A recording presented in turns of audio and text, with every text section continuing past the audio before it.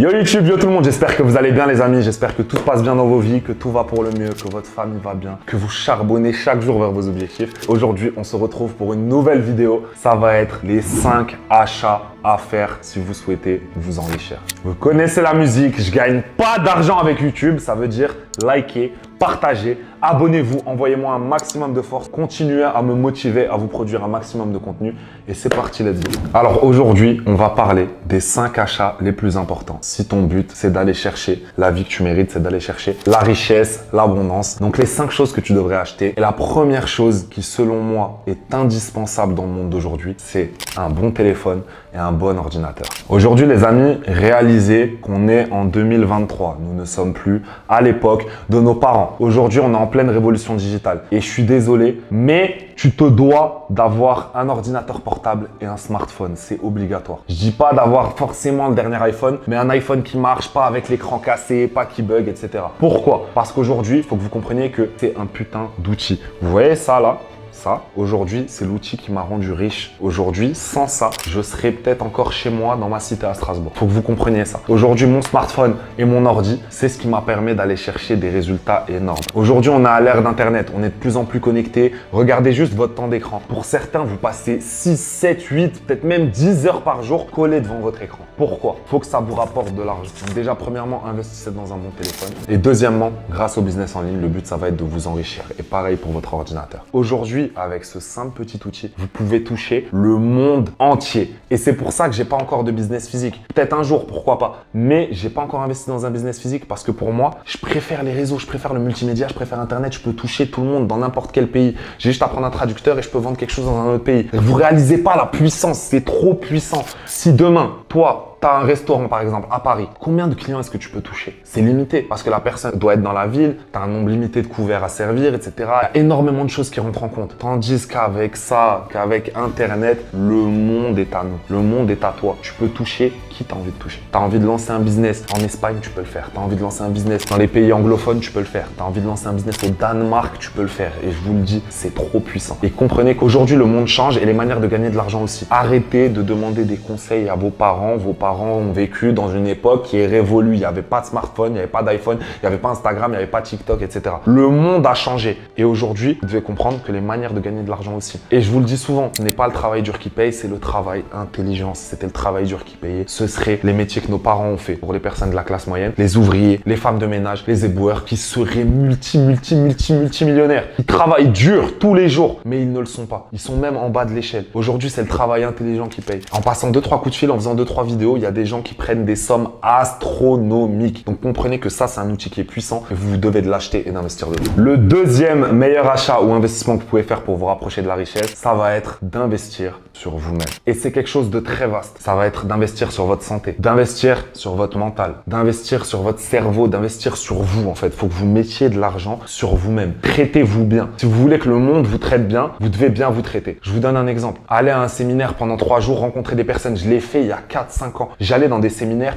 les poches vides. Je ne connaissais rien au business. Et vous savez quoi? Je vais vous raconter une petite anecdote. Il y a quelques années, j'étais dans un séminaire qui était à Nice. Et c'était l'un des premiers séminaires que je faisais. Donc j'étais allé, il y avait une trentaine de personnes qui, comme moi, avaient à peu près entre 20 et 25 ans. Pour la plupart, on n'avait pas d'argent. Et lors de séminaire, il y avait un mec qui était multimillionnaire qui nous expliquait comment gagner de l'argent, etc. C'était vraiment, il nous parlait de mindset, des choses qui m'ont vraiment servi au jour d'aujourd'hui. À un moment, ils nous disent, prenez une feuille et un stylo et notez vos objectifs pour dans 5 ans. Quels sont vos objectifs? Et moi, j'étais là, j'étais devant la feuille, je savais pas quoi faire. Je regarde mon voisin d'à côté. Je lui dis, ouais, t'as noté quoi? Il m'a dit, ouais, une Lamborghini avant 25 ans. Je lui dis, mais c'est impossible. Comment tu vas faire? Je dis, bah vas-y, je sais pas quoi noter. J'ai noté une Lamborghini avant 25 ans. Aujourd'hui, j'ai 26 ans et j'en ai 2. Je sais pas si vous réalisez la puissance. Vous comprenez le message, c'est pas pour vous dire, ouais, j'ai acheté une Lamborghini, etc. On s'en fout de ça. Il y a quelques années, j'étais dans une pièce et j'avais rien dans les poches. J'ai noté sur un papier, même pas sur un papier, dans mon téléphone, tellement j'avais la flemme d'écrire, tellement j'étais un flemmard. Sur mon téléphone, j'ai noté quelques objectifs et la plupart, je l'ai fait. Vous regardez la liste. Mettre la daronne à la retraite, c'est fait. J'ai marqué péter sur Insta parce que je croyais que c'était sur Insta qu'il y avait de l'argent. Au final, j'ai explosé sur Snap. Ensuite, Avantador avant 25 ans. Au final, j'ai un Urus et une Huracan. Et si ça se trouve, si j'étais pas allé à ce séminaire, bah, j'aurais pas réalisé ça. Donc, rendez-vous compte. Un simple séminaire de 2 jours, il a changé ma vie et la vie de plusieurs personnes. Il y a 4-5 personnes qui étaient dans cette pièce qui aujourd'hui sont devenues multimillionnaires. La plupart, je les ai perdues de vue, mais il y a 4-5 personnes qui étaient dans cette pièce avec moi ce jour-là qui aujourd'hui ont des millions et des millions et des millions. Donc, vous l'avez compris, le deuxième investissement, investir sur soi. Que ce soit un séminaire, que ce soit un bon livre, que ce soit dans votre santé, c'est-à-dire salle de sport, la diète, etc.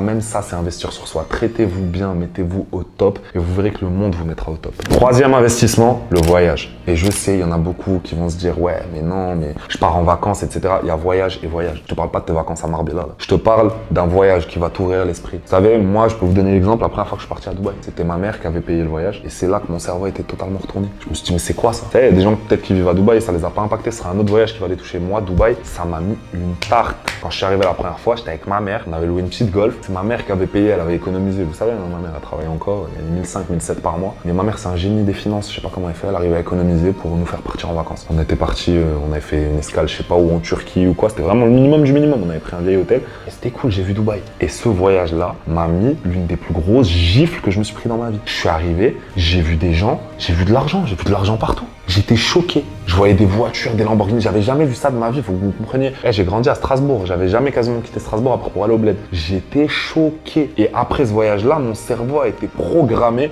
à vouloir atteindre ça. Et il a dû trouver par tous les moyens comment est-ce que j'allais arriver là. Et aujourd'hui, franchement, regardez, quelques années après, tout ce que j'avais visualisé ce jour-là, je l'ai réalisé. Je suis à Dubaï, j'ai ma maison, j'ai mes voitures, j'ai mes montres, je suis bien, j'ai des amis, j'ai un réseau.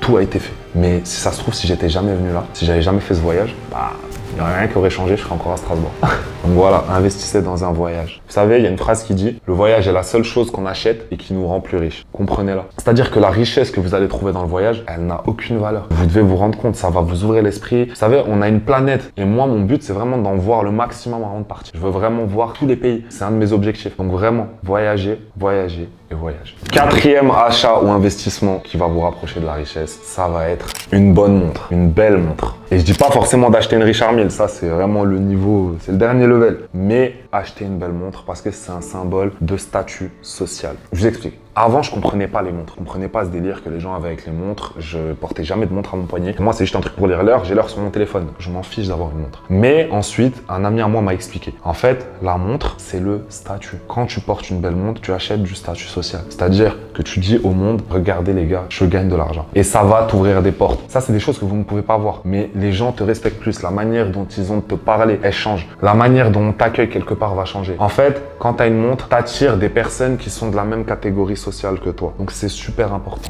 Les amis, quand j'arrive à un rendez-vous, t-shirt Nike, short Nike, paire de baskets, je m'assois en face de la personne, mais qu'elle voit que j'ai ça au poignet, c'est terminé. C'est déjà fini, avant même d'avoir commencé. Parce qu'en fait, c'est de la communication non verbale. Je vous l'ai déjà expliqué, 80% de votre communication est non verbale. J'arrive, je m'assois, le mec il pose juste ses yeux sur mon poignet 2 secondes, il a compris. Il sait que je suis un mec qui charbonne. Il sait que je suis un mec qui gagne énormément d'argent et il sait qu'il a bien fait de faire du business avec moi. Donc faut que vous compreniez ça. Comme je vous l'ai dit, ça c'est des montres d'exception et c'est le statut petit à petit. Il va falloir monter. Pour ceux qui me suivaient sur Snap, vous le saviez, j'avais toujours une Rolex au poignet avant. Mais petit à petit, on évolue. Et la montre, ça va être le statut que tu t'accordes. Aujourd'hui, pourquoi est-ce que je veux plus porter de montre en dessous de 6 chiffres? C'est parce que pour moi, c'est comme si je disais aux gens que j'étais en dessous du niveau où je suis réellement. Aujourd'hui, avec les revenus que je gagne, je suis désolé, mais c'est Patek ou Richard Mille minimum. Et vous ne pouvez même pas imaginer tout l'argent que mes montres m'ont fait gagner. Ça me ramène du business, les gens viennent me parler, etc. En fait, ça développe mon réseau. Tous les jours, quand je suis en soirée, que je suis au restaurant, tout le monde vient me parler. Les serveurs sont plus polis avec moi. Les gens, ils savent vraiment. C'est quelque chose dont on n'a pas conscience quand on n'a pas encore de montre, mais une fois que vous allez rentrer dans ce game-là, vous allez comprendre. Et pourquoi est-ce intéressant d'investir dans une montre? C'est parce que les montres prennent de la valeur avec le temps, quand on achète les bonnes. Donc ça